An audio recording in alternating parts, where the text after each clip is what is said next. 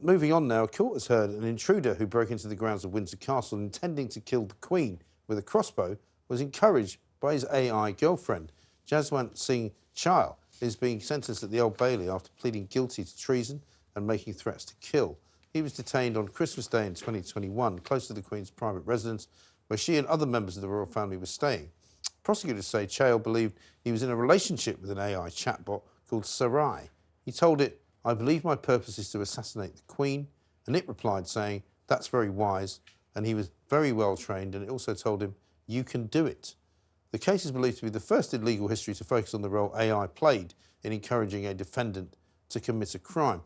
And I think, like a lot of people, when I saw this story this morning, reported the case that was going on in the Old Bailey, you thought, oh yeah, the voices in my head told me to do it. Yeah, not me, Gov. Not me, Gov. Yeah. No, now it's an AI chatbot's told me to kill the Queen.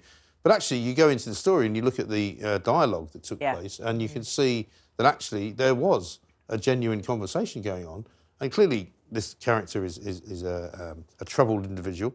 I spoke to a police officer today who said, he may not actually be somebody who's fit for trial because he's clearly not mentally all there. But if this is the kind of thing that these AI chatbots are kind of coming up with, you have to wonder. And I'm squeamish about saying they should be limited in what they can say, because I'm not really keen on limiting what they can say. But if they're actually encouraging people to kill the Queen or commit murder or commit some kind of crime, you'd have to somehow surely put some form of break on that, wouldn't you? Because you just used the phrase, the voices in the head is the classic line, and this is almost an extension of that, because it ceases to become voices in the head. It's almost a confirmation that actually, no, there's a real voice. Right. But this guy, this guy knew he was talking to an AI bot, right? He didn't think he was talking to a human. No. It was actually, he knew he was talking to an AI bot. But for somebody who with mental, like Matt said, he projected some kind of existence onto this. I'm sorry, it still has an impact, but it's not a human, but it still will have an impact. If it was his pet dog, and he's saying the dog barks once, it means this, barks twice, it means that. Yeah, because but I don't think we should be blaming that AI. It's not a defence. I can only imagine we're going to see more of this. Well, yeah, but why is the AI bot encouraging him to do something which is ostensibly illegal? It's not smart enough. But also it's illegal and dangerous. Yeah, it is. And there's been other cases, not criminal cases, but instances whereby AI chatbots often can be used as in place of boyfriends or girlfriends, so people are quite lonely, will use these AI chat date kind of thing.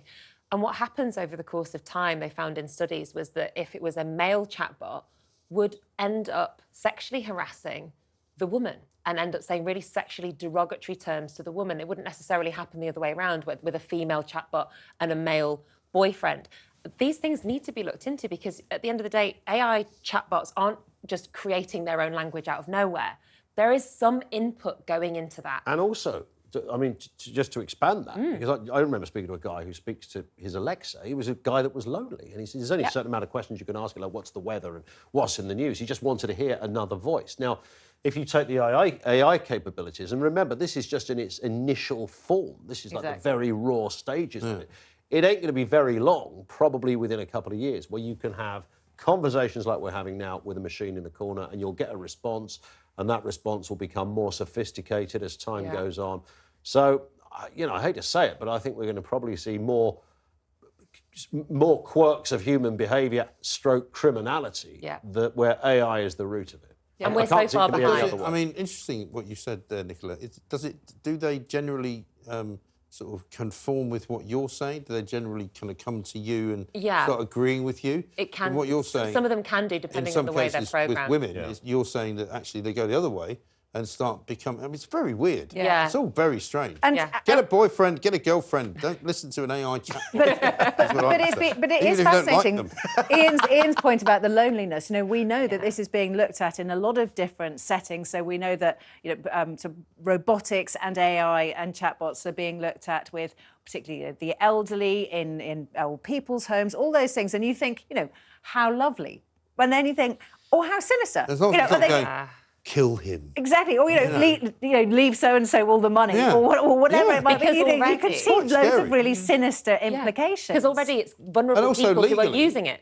Legally, I mean, I presume that this will not make a difference to the legal case against this particular treasonable, bloke. But, I wonder whether some clever lawyer will go, well, he was encouraged to do it. he was. Well, exactly. Let's go after the company who is making money from the chatbot. And so then suddenly, and then you're going to get the situation where somebody else tells the chatbot to tell somebody else something, and that will be it's almost Columbo-like kind of the modern day sort of scenario. And so many of these issues fundamentally come down to insurance. I mean, the issue with driverless cars, it's been the insurance companies that have really struggled on who is culpable if there's an accident. And it'll be a similar thing with AI. Who is culpable? Who is going to insure you against this? It's men. You're saying about these But if you're creating a technology that's dangerous, then the creator of the technology might be responsible. Exactly. So it's man. And it's men who are creating these chatbots primarily. So if you've got a male chatbot chatting to it could be a woman called Barbara. We've got no idea. The majority of tech is men. Like that's a statistic. Well, there's a lot of male. It's a lot of males. You find quite a lot of. The problem is female, with men. The problem is mankind. That's the problem. We are creating it. And I'm going to tell you the problem with men. They talk too much.